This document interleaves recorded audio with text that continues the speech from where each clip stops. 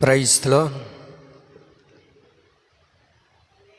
మన ప్రభువును రక్షకుడైన యేసుక్రీస్తు అతి పరిశుద్ధమైన నామములో ఈ ఆదివారపు ఆరాధనలోనికి దేవుని యొక్క సన్నిధిలోనికి చేరుకుడి వచ్చిన మీ అందరికీ కూడా నా నిండు హృదయపూర్వకమైన వందనాలు, దేవునికి స్తోత్రాలు. అందరూ బాగున్నారా?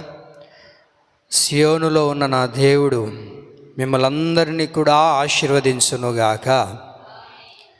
గత వారం యథార్థవంతుల యొక్క జీవితాన్ని గురించి మనం వింటూ వచ్చాం. యథార్థవంతులు ఎలా ఉన్నారో మనం వింటూ వచ్చాం కదా. యథార్థవంతుల్ని ఆయన ఇష్టపడుతూ ఉన్నాడు.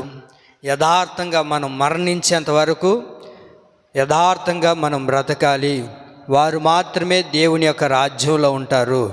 మనము మరణించేంత వరకు యథార్థంగా మనం బ్రతకాలి కదా. ఇది గత వారంలో మనం తెలుసుకున్నాం. మరొకసారి ద్వితీయోపదేశకాండం 18వ అధ్యాయం 13వ వాక్యంలో ఉన్న మాటని మనం చదువుకొని ముందుకు వెళ్దాం. ద్వితీయోపదేశకాండం 18వ అధ్యాయము 13వ వాక్యంలో, నీవు నీ దేవుడైన యెహోవా యొద్ద యథార్థపరుడువై ఉండవలెను. నీ దేవుడైన యెహోవా యొద్ద, దేవుని సన్నిధికి వస్తున్న నీవైనా నేనైనా మనం అందరము కూడా దేవుని దగ్గర ఎలా ఉండాలి అని అంటే యథార్థవంతుడిగా ఉండాలంట. దేవుడి దగ్గర ఎలా ఉండాలి? యథార్థవంతుడిగా ఉండాలి. ఈ రోజున యథార్థత అనేది కనుమరుగైపోయింది. ఎవరిలో అయినా యథార్థతను మనం చూద్దామా? నిజాయితీ పరుల్ని, యథార్థవంతుల్ని, నిష్టగా ఉండేవాళ్ళని, లేకపోతే నీతిమంతులుగా ఉండేవారిని ఎక్కడైనా మనం చూద్దామా అని అంటే ఏ వ్యక్తిలో కూడా యథార్థత లేదు. అందుకనే దేవుడు అంటారు, దేవుని యొక్క రాకడ సమీపంగా ఉంది కనుక మీరు నా దగ్గరికి వచ్చేటప్పుడు, మీరు నా సన్నిధికి వచ్చేటప్పుడు, మీరు నమ్ముకున్న తరువాత, క్రైస్తవుడుగా ఒక క్రైస్తవురాలుగా మనం పిలువబడిన తరువాత యథార్థమైన జీవితం కలిగిన వారిగా మనం ఉండాలి. ఈ రోజున మనం కుటుంబాల్లో చూడగలిగితే భార్య భర్త దగ్గర యథార్థత లేదు, భార్య దగ్గర భర్త యథార్థంగా లేడు, తల్లిదండ్రుల దగ్గర పిల్లలు యథార్థంగా లేరు, ఉద్యోగం చేస్తున్న ఉద్యోగస్తుల్లో ఎదుట కూడా యథార్థత లేదు. అయితే మన దైనందిన జీవితాల్లో ప్రభు మన దగ్గర నుంచి కోరుకుంటుంది ఏంటి అని అంటే యథార్థత. ఏంటిది? యథార్థత. ఒక నిజాయితీ కలిగిన వ్యక్తిగా మనం బ్రతకాలని దేవుడు కోరుకుంటూ ఉన్నాడు. ఆయన యొద్దకు వచ్చే ప్రతి వ్యక్తి కూడా యథార్థంగా బ్రతకాలి. అదే దేవుడికి ఇష్టమైన జీవితం. మరి యథార్థంగా మనం ఉండగలుగుతున్నామా? యథార్థమైన జీవితాన్ని చేయగలుగుతున్నామా?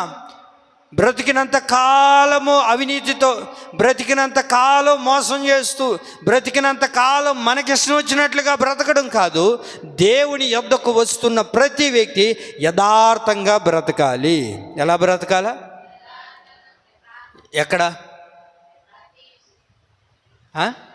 ఎక్కడ యథార్థంగా ఉండాలి? అసలు నిజంగా యథార్థంగా మనం బ్రతకగలుగుతున్నామా? దేవుని యొద్దకు వచ్చే వ్యక్తి యథార్థంగా ఉండాలి. అవునంటే అవును, కాదంటే కాదు. నీ మాట అలా ఉండాలని ప్రభు చెప్పారు కదా. మరి ఎంత యథార్థంగా ప్రభు దగ్గర మనం చేయగలుగుతున్నాం? ఎంతవరకు యథార్థంగా మనము మన జీవితాన్ని కొనసాగింప చేసుకోగలుగుతున్నాం? ఎంతవరకు మనం యథార్థంగా ఉండగలుగుతున్నాం? దేవుని దగ్గరికి ఎలా రావాలంట? చెప్పాలంట. ఎలా రావాలి? యథార్థంగా దేవుని దగ్గరికి రావాలి. యథార్థంగా మనం ఉండగలుగుతున్నామా ప్రభు దగ్గర? నిజాయితీగా, భక్తిగా, యథార్థమైన జీవితాన్ని, యథార్థమైన భక్తిని మనం చేయగలుగుతున్నామా? ఈ సంవత్సరంలో మనం ఒక తీర్మానం చేసుకుని ఉంటాం. ఎప్పుడు? జనవరి 1వ తేదీ. ఏమని తీర్మానం చేసుకొని ఉన్నాం? ప్రభువా, ఈ సంవత్సరం అంతా నేను నిజాయితీగా బ్రతకాలి, యథార్థంగా బ్రతకాలి, ఎవరిని మోసం చేయకూడదు, ఎవరికి టక్కర మాటలు చెప్పకూడదు, ఎవరి దగ్గర నేను మోసపూరితంగా బ్రతకూడదు. ప్రభువా, ప్రతి ఆదివారం ప్రార్థనకు రావాలి ప్రభువా, ప్రతి ప్రార్థనలో పాలు పంపులు పొందాలి ప్రభువా, ప్రతిరోజు ఏం చేయాలా? ప్రార్థన చేయాలి ప్రభువా, ప్రతిరోజు వాక్యం చదవాలి ప్రభువా, ప్రతిరోజు నిన్ను స్తుతిస్తూ ఉండాలి ప్రభువా. సీరియల్ చూడకూడదు, చెప్పండి, బూతు మాటలు మాట్లాడకూడదు, అబద్ధపు మాటలు మాట్లాడకూడదు, వారిని వీరిని మోసం చేయకూడదు. ఎన్ని తీర్మానాలు చేసుకుంటామో. ఎప్పుడు? జనవరి 1వ తేదీ. ఇప్పుడు ఎట్టో అయిపోయింది. ఏమైందిలే ఇప్పుడు పాస్టర్ అయ్యా, ఇప్పుడు ఎట్టో ఈ సంవత్సరం అయిపోయింది. ఇంకొక 40 రోజులు అయితే కొత్త సంవత్సరం వస్తాం. అప్పుడు మళ్ళీ కొత్తగా ఫ్రెష్గా రిఫ్రెష్ చేసుకుంటాం. అప్పుడు మళ్ళీ తీర్మానం చేసుకుంటాం ప్రభు దగ్గర. ఏమని? ప్రభువా, ఇంక మీదట నీ దగ్గర యథార్థంగా బ్రతకాలి. నా భర్త దగ్గర నేను, నా భార్య దగ్గర, నా తల్లిదండ్రుల దగ్గర యథార్థంగా ఇంక బ్రతుకుతాను ప్రభువా. కానీ ఇప్పుడు కాదు ప్రభువా, అది ఎప్పుడు? వచ్చే సంవత్సరం 2026వ సంవత్సరంలో బ్రతుకుతాను ప్రభువా. ఈ సంవత్సరం ఎట్ట అయిపోయింది అయినా చేసుకున్నాను, కానీ ఫస్ట్లో 4 రోజులు ఉన్నాను, అవన్నీ మన వల్ల కాలేదు ప్రభువా. కాబట్టి ఎట్టో ఒకటి క్షమించేసి ఎట్టో ఇంకా ఒక 4 రోజులు కళ్ళు మూసుకుంటే కొత్త సంవత్సరం వస్తాం. అప్పుడు కావాలంటే ఇంక చూడు ప్రభువా, నా తడాకేంటో చూసుకో, ఇంకా ఎంత యథార్థంగా బ్రతుకుతాను. కొన్నిసార్లు మనకు అనిపిస్తూ ఉంటుంది. ఏమని అంటే, ప్రార్థన చేసుకునేటప్పుడు కానీ, లేకపోతే వాక్యం చదువుకునేటప్పుడు కానీ, లేదంటే ఒక దైవ సేవకుడి ద్వారా దేవుడు మనతో మాట్లాడేటప్పుడు కానీ, నిజమే కదా అయ్యా, ఇంక బతకాలయ్యా, బతకాల. నిజంగానే ఎట్లా బతకాలా? యథార్థంగా బ్రతకాలి. ఏదైతే అయింది అని అనుకుంటునేటప్పుడు. కాబట్టి ఒక తీర్మానం చేసేసుకుందాం. ఈరోజే ఆదివారం కాబట్టి, ఈరోజు దేవుడు మనతో మాట్లాడాడు కాబట్టి, ఈరోజు ఒక తీర్మానం చేసుకొని ఈరోజు యథార్థంగా బ్రతకడం అని అనుకునేటప్పుడు ఒక తీర్మానం చేసుకుని ప్రార్థన చేసుకునేటప్పుడు ఏమనిపిస్తుంటుంది అంటే, పక్కన సాతాను గడు కూర్చొని, నిజంగానేనా? ఒకసారి ఆలోచించుకో. ఈ 4 రోజులు అటు వదిలేయకూడదా? కొత్త సంవత్సరం వస్తుంది, అప్పటి నుంచి ఫ్రెష్గా స్టార్ట్ చేయొచ్చు. పాత సంవత్సరంలో ఏం స్టార్ట్ చేస్తాం? కానీ ఇంకెట్ట 4 రోజులు అయిపోయింది, బైబిల్ చదువుదాం అనుకుంటాం మనం ఇప్పుడే. ఈ సంవత్సరం చివరిలో అన్న బైబిల్ చదవాలా? చదువుదాం అనుకున్నాం కొత్తలో. ఎప్పుడు? సంవత్సరం కొత్తలో చదవాలనుకున్నాం, అదేమో ఎప్పుడో కలిసిపోయింది. ఇంకెందుకు వచ్చిన గొడవ? ఇప్పుడైనా స్టార్ట్ చేద్దాం, ఈ చివరి మూమెంట్లో అయినా, సంవత్సరపు చివరి మూమెంట్లో అయినా స్టార్ట్ చేద్దాం అని అనుకుంటాం. మళ్ళీ ఒక ఆలోచన, ఎందుకులే కొత్త సంవత్సరంలో ప్రారంభించేయాల. ఎప్పుడు? ఫస్ట్ రోజు నుంచి ఈ సంవత్సరం ముగింపు లోపల బైబిల్ అంతా చదవాల. జనవరి అవుతుంది, ఫిబ్రవరి అవుతుంది, మార్చి, ఏప్రిల్ అయిపోయి. అది ఎట్టబోయి ఉంటుందో, ఎక్కడ చదువు ఉంటామో కూడా గుర్తుండదు ఇంకా. కానీ దేవుని సన్నిధిలో మాత్రం ఎలా ఉండాలనుకుంటున్నాం? యథార్థంగా ఉండాలనుకుంటున్నాం. కానీ బైబిల్ ఏమైందో, ప్రార్థన ఏమైందో, మనం చేసుకున్న తీర్మానాలు ఏమయ్యాయో, మనం యథార్థంగా ఉండాలనుకున్న జీవితం ఏమైందో, దేవుని దగ్గరకు వచ్చిన కొత్తల్లో, దేవుని దగ్గరకు వచ్చే ప్రారంభ దినాల్లో బాప్తీసం తీసుకునేటప్పుడు, ఏమ్మా బాప్తీసం తీసుకుంటావా? తీసుకునే వాళ్ళు ఉండరు కదా కొందరు. తీసుకుంటాం పాస్టరయ్య. సరే, కొన్ని చెప్పాలి, నువ్వు చెప్తాం పాస్టరయ్య, చెప్పు పాస్టరయ్య. పాస్టరయ్య చెప్పిస్తుంటే ఈయన చెప్తూ ఉంటుంది. ఆ లాస్ట్కి వచ్చిన తర్వాత, ఏమ్మా ఇటు ఉండట్లేదంటే, నువ్వే కదా పాస్టరయ్య చేపించినావు, నేనేమన్నా చెప్పినానా అని మన మీద. ఏమని? జీవితకాలం అంతా మందిరానికి వస్తావా? వస్తాను పాస్టరయ్య. ఎప్పుడు? బాప్తీసం తొట్టులో ఉన్నప్పుడు. తీర్మానం చేస్తున్నావా? చేస్తున్నాను పాస్టరయ్య. కష్టం వచ్చినా, నష్టం వచ్చినా, బాధ వచ్చినా, వ్యాధి కలిగినా, ఏదొచ్చినా మందిరాన్ని వదిలిపెట్టవు కదా? అబ్బే, పొర్రపాటున సావనేం చచ్చిపోతా, ఏసే కోసం నా ప్రాణాలే ఇచ్చేస్తా. ఎప్పుడు? తొట్టులో ఉన్నప్పుడు. ఏ తొట్టులో? బాప్తీసం తొట్టులో ఉండేటప్పుడు. ఏమ్మా ప్రతి ప్రార్థనకు వస్తావా? బుధవారం ప్రార్థనకు వస్తావా? శనివారం వస్తావా? ఇంకా ప్రతి ఆరాధనలో వస్తావా? టైం తప్పకుండా వస్తావా? ఎన్నైనా రాని పాస్టరయ్య, నన్ను పాడుగడేసినా సరే ఆ పాడైనా తీసుకొని వచ్చి నన్ను చర్చిలో పెట్టేటట్టు తీర్మానం చేస్తారు కొందరు. 4 రోజులు గడిచిన తర్వాత, ఏం మందిరానికి రాలేదంటే, కడుపులో నొప్పి పాస్టరయ్య, నా వల్ల కావట్లేదా? ఏది? ఏమొచ్చింది చెప్పండి అండి. కడుపులో నొప్పి. ఎందుకు రాలేదమ్మా అంటే, గ్యాస్ ట్రబుల్, ఇంకా నడువు నొప్పులు, తలనొప్పి, ఇంకా ఎందుకు రాలేదు అని అంటే ఊరంతా తిరగతాం, కానీ ప్రార్థనకు మాత్రం రావు.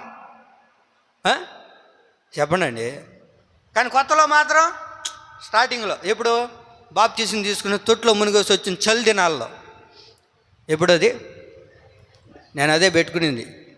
బాప్తీసం తీసుకున్న తర్వాత తొట్టులో మునుగుతాం కదా. ఇప్పుడు ఎవరినైనా ముంచామనుకోండి, బాప్తీసం ఉదయం 4 గంటలకి ఎట్టుంటుందా? భయంకరమైన చలి. ఈ చలి వచ్చినప్పుడు ఏం చేస్తారు?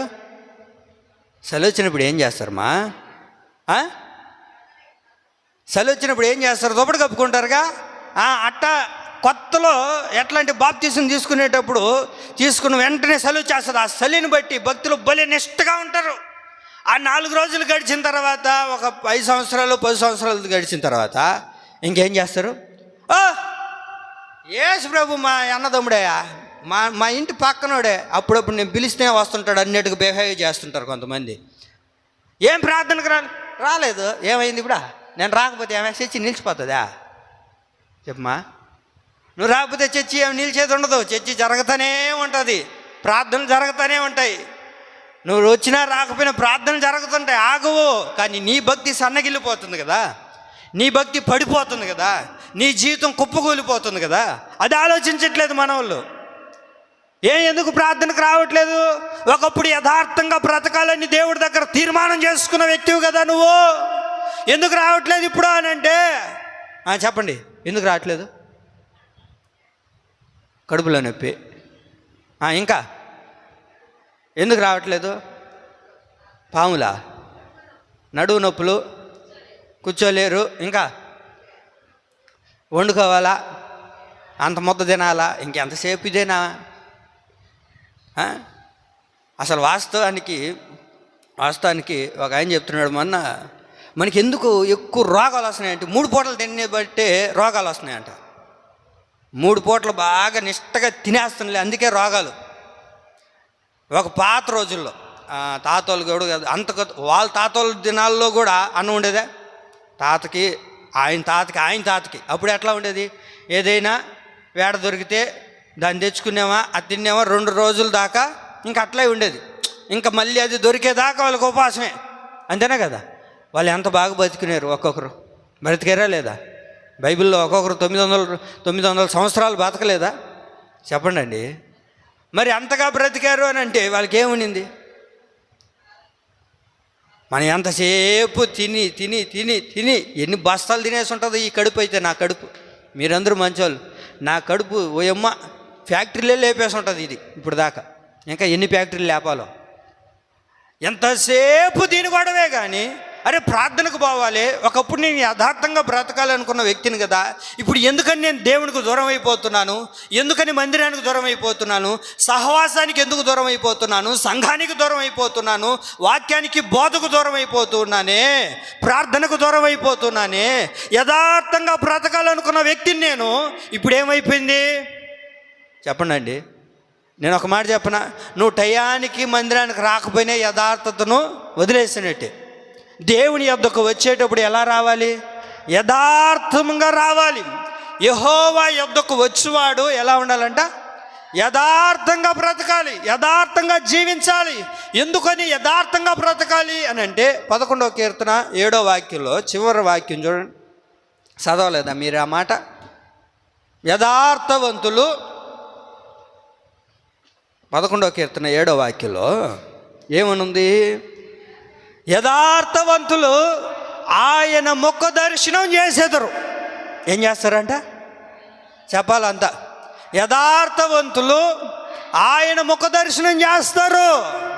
నువ్వు యథార్థవంతుడు అయితే, నువ్వు యథార్థవంతురాలు అయితే, నువ్వు యథార్థంగా బ్రతికితే దేవుని యొక్క ముఖ దర్శనాన్ని నువ్వు చేయగలుగుతావు. ఎప్పుడు? యథార్థంగా బ్రతికితే. యథార్థంగా మనం బ్రతికామనుకోండి, దేవుని యొక్క ముఖ దర్శనాన్ని మనం చూడగలుగుతాం. దేవుని ముఖాముఖిగా చూడగలుగుతావు. దేవుని యొక్క దర్శనాన్ని నువ్వు చూడగలుగుతావు. దేవుని యొక్క స్వరాన్ని వింటావు. దేవుడు నీతో మాట్లాడడం ప్రారంభిస్తాడు. దేవుడు నిన్ను దర్శించడం ప్రారంభిస్తాడు. దేవుడితో నీ స్నేహం చేయడం ప్రారంభిస్తాడు. దేవుడు నీతో ఉండడం ప్రారంభిస్తాడు. దేవుడు నీ వెంట రావడం ప్రారంభిస్తాడు. దేవుడు నీతో మాట్లాడడం ప్రారంభిస్తాడు. దేవుడు నీ వెంట నడవడం ప్రారంభిస్తాడు. ఎప్పుడు అని అంటే నువ్వు యథార్థంగా బ్రతికినప్పుడు.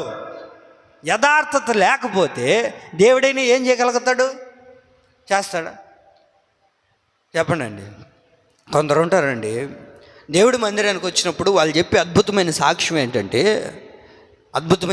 ఏంటంటే కొంతమంది వచ్చి నాతో మాట్లాడుతుంటారు, పాస్టర్ అయ్యా నిజంగా దేవుడు ఈరోజు నాతో మాట్లాడాడయ్యా, దేవుడు ఈరోజు నాతోనే మాట్లాడాడు, నా కొరకే మాట్లాడాడు అని మాట్లాడుతుంటారు కొందరు, సాక్ష్యం చెప్తుంటారు. నిజంగా నేను చాలా బాధలో ఉన్నాను, చాలా కన్నీటితో ఉన్నాను, దేవుడు నాతోనే మాట్లాడాడు పాస్టరయ్య. నిజమే, దేవుడు మాట్లాడతాడు ఆయన. కొందరు ఎలా ఉంటారంటే పట్టి పట్టినట్టు, అది మంది కాదులే. ఎప్పుడు అని అంటే నువ్వు యథార్థంగా బ్రతికితే దేవుడు నీతో ఏం చేస్తాడు? మాట్లాడడం ప్రారంభిస్తాడు. సంఘానికి వచ్చింది ఎందుకు? మనం చెప్పండి అమ్మా, మందిరానికి వచ్చింది ఎందుకు? చెప్పండి, మందిరానికి ఎందుకు వచ్చావు? లేదు పాస్టరయ్య, ఇంట్లో వండలేక వచ్చినావు అంటావా? ఎందుకు వచ్చావు మందిరానికి? దేవుడు మనతో మాట్లాడతాడు, దేవుడు మనతో మాట్లాడాలి, దేవుని యొక్క మాట వినాలి, దేవుని యొక్క స్వరాన్ని వినాలి. ఆయన నాతో ఏం మాట్లాడబోతూ ఉన్నాడో ఆయన మాట వినడానికే కదా ఇక్కడికి వచ్చాం, అవునా కాదా?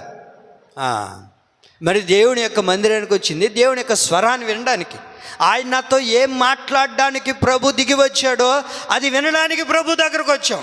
కానీ దేవుని యొక్క మాట వింటున్నామా, లేకపోతే దాంకొని ఉంటున్నామా? దేవుని యొక్క ముఖాన్ని నువ్వు చూడగలుగుతున్నావా? దేవుని యొక్క స్వరాన్ని విని కూడా దాంకొని ఉంటున్నావా? దేవుడు ప్రేమించి ఓ తోటను నిర్మించి ఆయన స్వరూపంలో ఒక నరుని సృష్టించుకున్నాడా లేదా? సృష్టించుకొని అతన్ని ఆ తోటలో ఉంచిన తర్వాత ఏం చేస్తున్నాడు అని అంటే, భార్య మాట విని ఆ ఫలాన్ని తినిన తరువాత తన జీవితాన్ని, తన యథార్థతను పాడు చేసుకున్నాడు.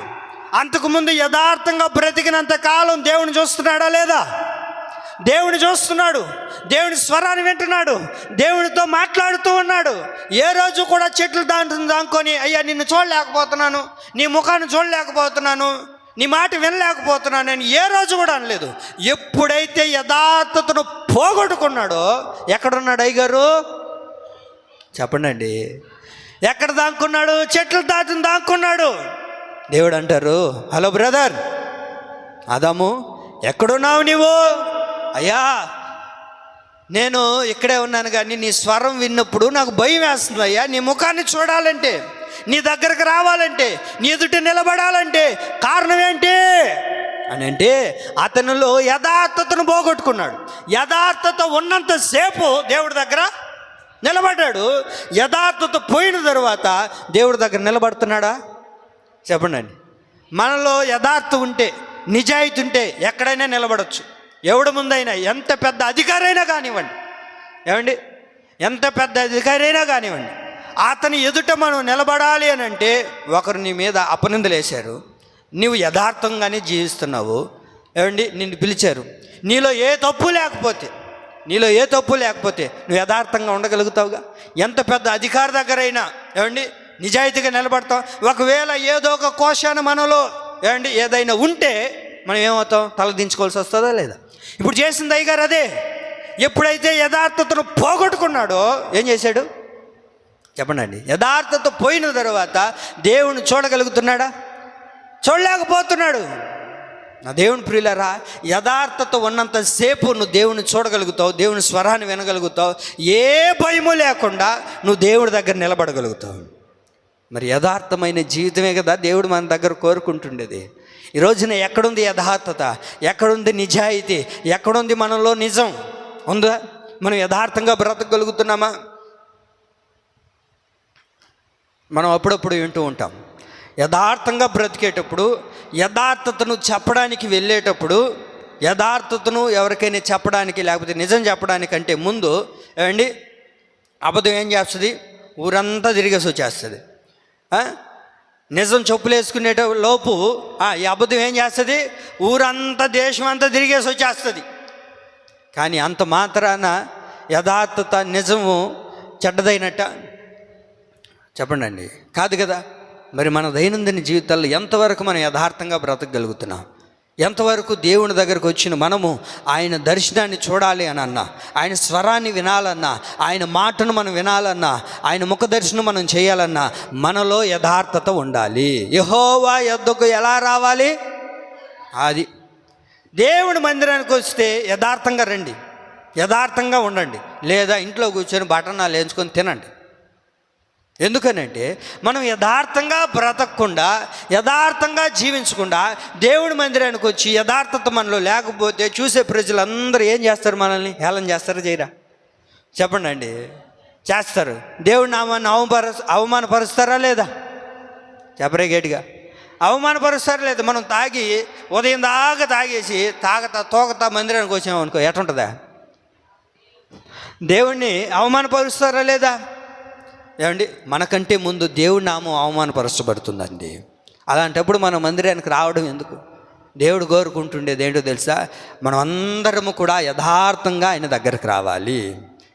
యథార్థంగా వస్తే మనం ఏం చేయబడతాం? దేవుని యొక్క ముఖాన్ని చూస్తాం, ఆయన దర్శనాన్ని చూస్తాం, ఆయన స్పర్శను అనుభవిస్తాం, ఆయన మాటను మనం వినడం ప్రారంభిస్తాం, ఆయన స్వరాన్ని నీకు వినిపించడం ప్రారంభిస్తాడు. ఎప్పుడు అని అంటే మనం యథార్థంగా ఉన్నప్పుడు. యథార్థంగా మనం జీవిస్తే మన దైనందిన జీవితాల్లో ఏం జరుగుతుంది అని అంటే, యథార్థంగా మనం జీవిస్తే దేవుడు మన మీద శ్రద్ధ నిలపడం ప్రారంభిస్తాడు. ఏం చేస్తాడు ఆయన? చూడండి, యోబు గ్రంథం 8వ అధ్యాయము 6-7 వాక్యాలు. యోబు గ్రంథం 8వ అధ్యాయం 6-7 వాక్యాలు మనం చదువుకుందాం. నీవు పవిత్రుడవై యథార్థవంతుడవైన ఎడల నిశ్చయముగా ఆయన నీయందు శ్రద్ధ నిలిపి నీ నీతికి నీ యథార్థకు తగినట్లుగా నీ నివాస స్థలమును వర్ధిల్లజేయును. అప్పుడు నీ స్థితి మొదట కొద్దిగా ఉండినను తుదకు మహాభివృద్ధి పొందుతుంది. విన్నారా? నువ్వు యథార్థంగా ఉంటే నిశ్చయముగా ఆయన నీ మీద శ్రద్ధ నిలిపి నీ యథార్థకు తగినట్లుగా నీ నివాస స్థలమును అనగా నీ ఇంటిని, నీ కుటుంబాన్ని, నీ బిడ్డలను దేవుడు ఏం చేస్తాడు తెలుసా? వర్ధిల్లింపజేస్తాడు. ఆమేన్. ఏం చేస్తాడు? వర్ధిల్లింపజేస్తాడు. అప్పుడు నీ స్థితి మొదట కొద్దిగా ఉన్నను. నువ్వు యథార్థంగా ఉన్నావు, నీ స్థితి కొద్దిగా ఉండొచ్చు, నీ స్థితిగతులు కొద్దిగా ఉండొచ్చు, నీ పరిస్థితి కొద్దిగా ఉండొచ్చు, నీ ఆర్థికం కొద్దిగా ఉండొచ్చు, కానీ తుదకు చివరికి అది మహాభివృద్ధిని ప్రభు కలగజేస్తాడు. చెప్పండి గట్టిగా హల్లెలూయా. ఎప్పుడు నువ్వు యథార్థవంతుడిగా ఉంటే దేవుడు మన మీద శ్రద్ధ నిలుపుతాడు. ఎందుకు ప్రభు ఆ కుటుంబం మీద అంత శ్రద్ధ చూపుతున్నావు? ఎందుకు ఆ వ్యక్తి మీద అంత శ్రద్ధ నిలుపుతున్నావు ప్రభువా? ఎందుకు ప్రభువా ఫలానా కుటుంబం మీద, వారి బిడ్డల మీద అంత శ్రద్ధ నీకు అని దేవుణ్ణి అడిగితే ప్రభు చెప్పే మాట ఏంటో తెలుసా? వాళ్ళు నా ఎదుట ఎలా ఉన్నారు తెలుసా? యథార్థంగా ఉన్నారు. ఎలా ఉన్నారు? యథార్థంగా ఉన్నారు. యథార్థంగా నువ్వు ఉంటే దేవుడు ఏం చేస్తాడు తెలుసా? నీ కుటుంబాన్ని, నీ పిల్లలను, నీ జీవితాన్ని వర్ధిల్లింపజేస్తాడు ఆయన. అది వర్ధిల్లాలి అని అంటే ఏమండి, నీ బిడ్డలు వర్ధిల్లాలా లేదా? నీ భర్త చేస్తున్న ఉద్యోగం వర్ధిల్లాలా లేదా? నువ్వు చేస్తున్న వ్యాపారం వర్ధిల్లాలన్నా, నువ్వు చేస్తున్న ఉద్యోగం వర్ధిల్లాలన్నా, నువ్వు ఏ పని పూనుకున్నది వర్ధిల్లాలన్నా, నీ బిడ్డలు చదువుతున్న చదువులు వర్ధిల్లాలన్నా ఏం చేయాలో తెలుసా? మనం యథార్థంగా ఉండాలి. ఏం చేయాలా? అది తల్లిదండ్రులు మోసం చేస్తూ, భర్తని మోసం చేస్తూ, భార్యని మోసం చేస్తూ, ఇరుగు పొరుగు వారిని మోసం చేస్తూ, మన పైనున్న అధికారులు మోసం చేస్తూ ఉంటే నీ కుటుంబం ఎన్నటికీ వర్ధిల్లదు. అది వర్ధిల్లాలి అని అంటే మనం ఏం చేయాలో తెలుసా? దేవుని దగ్గర యథార్థంగా ఉన్నప్పుడు దేవుడు మన మీద ఏం చేస్తాడు? శ్రద్ధ నిలుపుతాడు. ఏం చేస్తాడు ఆయన? శ్రద్ధ నిలుపుతాడు. నిన్ను చూస్తూ ఉంటాడు, నిన్ను జాగ్రత్తగా చూస్తాడు ఆయన, నీ మీద శ్రద్ధ నిలుపుతాడు. నువ్వేం చేస్తున్నావో, నువ్వు ఎలా జీవిస్తున్నావో, నీకేం కొరతలు ఉన్నాయో, నీకేం బాధ ఉందో ప్రతిదీ ప్రభు చూసి నీ మీద శ్రద్ధ నిలుపుతూనే వస్తాడు ఆయన. నీకే అపాయం రానివ్వకుండా, నీకేది ఇబ్బంది రానివ్వకుండా, నీ ప్రతి దాని విషయంలో ప్రభు నీకు తోడై ఉండి నీ జీవితాన్ని దేవుడు వర్ధిల్లింపజేస్తాడు. ఇప్పుడు కొద్దిగానే ఉండొచ్చు. మనం యథార్థంగా బ్రతికేటప్పుడు, యథార్థంగా జీవించేటప్పుడు అన్నీ మనకు కొద్దిగానే ఉండొచ్చు, మన పరిస్థితి కొద్దిగానే ఉండొచ్చు.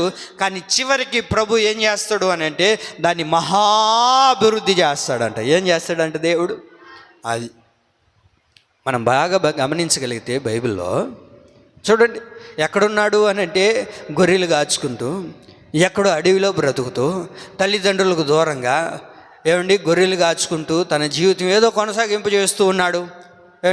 ఏదో ఉన్న దాంట్లో తిని తృప్తి పొందుతూ అక్కడే బ్రతుకుతూ అలా జీవిస్తూ ఉన్నాడు. అయితే మొదట్లో తన స్థితి ఎలా ఉంది చెప్పండి, ఎలా ఉంది చెప్పండి. దావీదు యొక్క జీవితం ప్రారంభంలో మొదట్లో ఎలా ఉండింది? హీనమైన పరిస్థితే కదా. ఒక అడవిలో బ్రతుకుతూ గొర్రెలు కాచుకునేవాడు ఎలా ఉంటాడు? సూటి బోటు వేసుకొని తిరుగుతుంటాడా? బైక్ వేసుకొని హై డ్రర్ అంటుంటాడా? చెప్పండి. గొర్రెలు కాచుకునేవాడు ఎఫ్జెడ్ బండి వేసుకొని హార్న్ కొడతా గొర్రెలకు తిప్పుతూ ఉంటాడా? గొర్రె అట్టయినా వెళ్తుంటే హార్న్ కొట్టి పిలుస్తుంటాడా?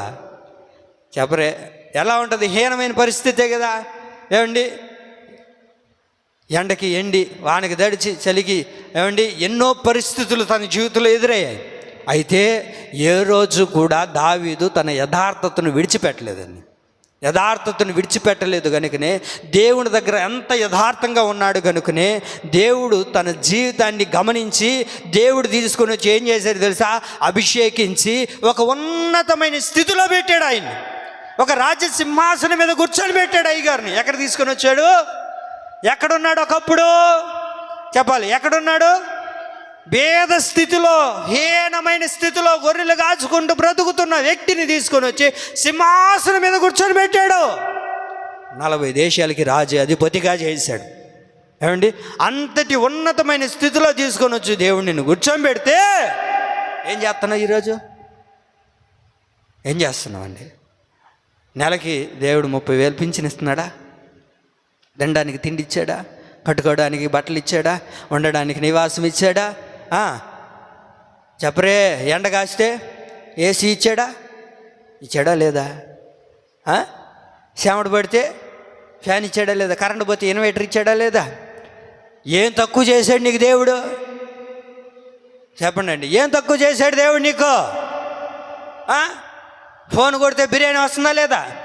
అబ్బా, ఇంటికాడికే వస్తుంది. ఏం తక్కువ చేశాడు దేవుడు? అన్ని సమృద్ధి ఇచ్చాడు దేవుడు మనకు. అన్ని సమృద్ధి ఇచ్చి కూర్చొని పెడితే మనం మాత్రం ఏం చేస్తున్నాం? యథార్థతను వదిలేసి నీకు ఇష్టం వచ్చినట్లు బ్రతుకుతున్నావా? మిమ్మల్ని అనట్లేదండి. ఏం చేశాడు దేవుడు? గొర్రెలు కాచుకునేవాడిని తీసుకొని వచ్చి సింహాసనం మీద కూర్చోబెట్టాడు దేవుడు. కారణం ఏంటి? దావీదు ఇంత ఉన్నతమైన స్థితిని దేవుడికి ఇచ్చాడు. ఏమి అని అంటే, అయ్యా నేను దేవుడి దగ్గర ఎలా ఉన్నాను తెలుసా? యథార్థపరుడునై ఉన్నాను. ఒకానొక సందర్భంలో అందరూ యుద్ధానికి వెళ్తే యుద్ధానికి పోకుండా సరే ప్రార్థన చేసుకోకుండా మిద్దిపైకి పోయి తిరిగాడు. చూడకూడదు దాన్ని చూశాడు, మనసు పడ్డాడు, తీసుకొని వచ్చి పాపం చేశాడు. ఎవరికి తెలియదులే అన్నట్లుగా గప్చుప్పుగా ఉన్నాడు. ఒక హత్యను చేసి పెట్టాడు. ఇది ఎవరికీ తెలియదులే అని చెప్పి నేను యథార్థవంతుడిని అన్నట్లుగా మనుషులందరి ముందు తిరుగుతున్నాడు. చూసేదానికి ఎలా ఉన్నాడు? అబ్బా, మంచిగా బట్టలు వేసి పైన కిరీటం పెట్టుకొని నేను యథార్థవంతుణ్ణి అన్నట్లుగా తిరిగాడు. అయితే దేవుడు దైవ సేవకుని పంపించి తన తప్పు ఏంటో తనకు తెలియజేశాడు. ఒక ఉపమానాన్ని చెప్పించాడు. ఆ ఉపమానాన్ని విన్న తర్వాత ఎవరయ్యా వాడు అని అంటే దైవజనుడు అన్నాడు, వాడు నువ్వేనయ్యా అని అన్నప్పుడు దైవజనుడి దగ్గరికి అక్కడికక్కడే ఒప్పుకున్నాడా లేదా? దావీదు తన పాపాన్ని ఎవరి దగ్గర ఒప్పుకున్నాడు చెప్పండి? దేవుడి దగ్గర, సేవకుడి దగ్గర, ఎవరి దగ్గర? సగం చెప్తున్నారే. దావీదు పాపం ఎవరి దగ్గర ఒప్పుకున్నాడు చెప్పండి, ఒక మాట మీద ఉన్నాడు అందరూ. సేవకుడి దగ్గరేగా. అట్లాగని మీరు చేసిన పాపాలని సేవకుడి దగ్గర చెప్పమని నేను అనట్లేదు. దైవ సేవకుడు వాక్యం చెప్పేటప్పుడు అది నీకేదైనా తప్పు, నువ్వు చేస్తున్నది ఇది అని నీకు తెలిసినప్పుడు, దైవ సేవకుడు ప్రకటించేటప్పుడు ఆ వాక్యం నీ గుండెనికి తాకినప్పుడు, అది నీకు తెలిసినప్పుడు, నువ్వు దైవ సేవకుడు చెప్పే వాక్యం ముందు, దేవుని యొక్క వాక్యం ముందు దాన్ని ఏం చేసుకోవాలి? ఒప్పుకొని విడిచిపెట్టాలి. దాన్ని విడిచిపెట్టినప్పుడే కదా. ఎప్పుడైతే దావీదు దగ్గరికి దైవ సేవకుడు వచ్చి తన తప్పును చెప్పాడో వెంటనే ఒప్పుకున్నాడు. ఒప్పుకోవాల్సిన అవసరం లేదు. నేను అంటాను, ఒప్పుకోవాల్సిన అవసరం లేదండి. ఒప్పుకోవాల్సిన అవసరమా? ఎవరో దావీదు ఆషామాషి అనే వ్యక్తి అటు రోడ్ల మీద తిరిగేవాడా? ఎవరు చెప్పండి అండి? దావీదు ఎవరు? 40 దేశాలకి రాజాధిపతి, అంత హోదాలో ఉన్న వ్యక్తి. ఏమైనా అవసరమా? చెప్పుకోవాల్సినంత అవసరమా? లేదే. ఏం చేస్తావు చేసుకోబో, నేను ఒప్పుకోను, నేను ఎట్టాగే బతకతా. నువ్వు కాకపోతే నతానేల్, నువ్వు కాకపోతే ఇంకొక పాస్టర్ వస్తాడు. నువ్వేం పెద్ద మీసాలు తిరిగినోడివే? నీకేమన్నా 2 కొమ్ములు వచ్చినాయా? నువ్వేంది మాకు చెప్పేది? పిల్లోడివి. అమ్మ నేను అన్నట్లే, నన్ను నేను చెప్పుకోవట్లేదు, ఆయన గురించి చెప్తున్నా, దావీదు గురించి. ఏంటి నిన్న కాకుండా మొన్న వచ్చిన ఎగస్టాల్ చేస్తున్నావు? లేపేస్తా నిన్ను ఇక్కడి నుంచి. ఈ ఊర్లోనే, ఎక్కడ, ఏ ఊర్లో? దావీదు దగ్గర ఉండే ఊర్లో. ఈ ఊరు అంటారు మళ్ళీ మీరు అని అన్నాడా దావీదు? చెప్పండి అండి. అయ్యా నిజమేనయ్యా, నేను చేసిన తప్పేనయ్యా, నేను చేసింది పొరపాటే, నిజమే. ఒక ఆమెతో పాపం చేశాను, తన భర్తను చంపించాను, ఇప్పుడేమో యథార్థవంతుడిని, నా వంటి యథార్థవంతుడు లేడు అన్నట్టు తిరిగానయ్యా, దయతో నన్ను క్షమించు అని తన పాపాన్ని ఒప్పుకున్న తర్వాత అద్భుతంగా దేవుడు తన జీవితాన్ని మార్చేశాడండి. దేవుడు అంటారు, దేవుడు అన్న మాట ఏంటి తెలుసా? దావీదు, నీ యథార్థతను బట్టి నా కృప నీ ఎదుట స్థిరపరుస్తూ ఉన్నాను అన్నాడండి. నీ సింహాసనం స్థిరపరుస్తాను. ఎంత అద్భుతమో తెలుసా? మీరు ఎప్పుడైనా గమనించారా? ఏంటిదో తెలుసా?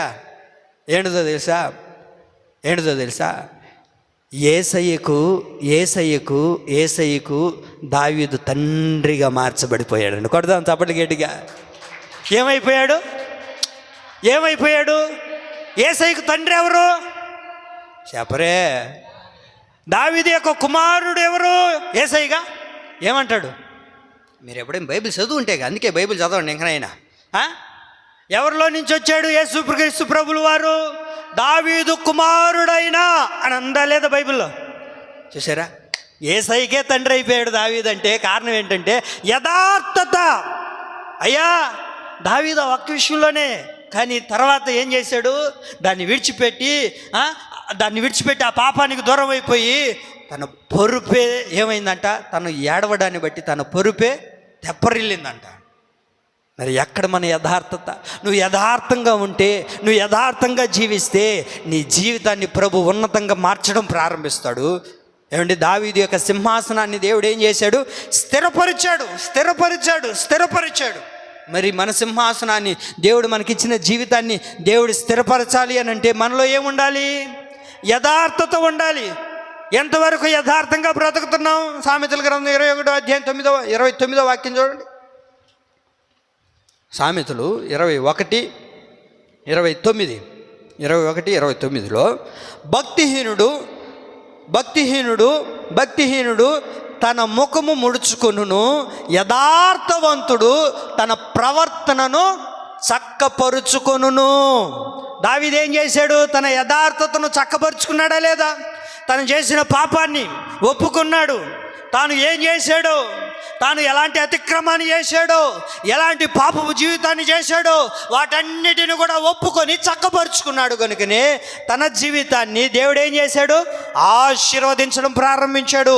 ఇప్పుడు చెప్పండి, మొదట్లో ఎలా ఉండింది?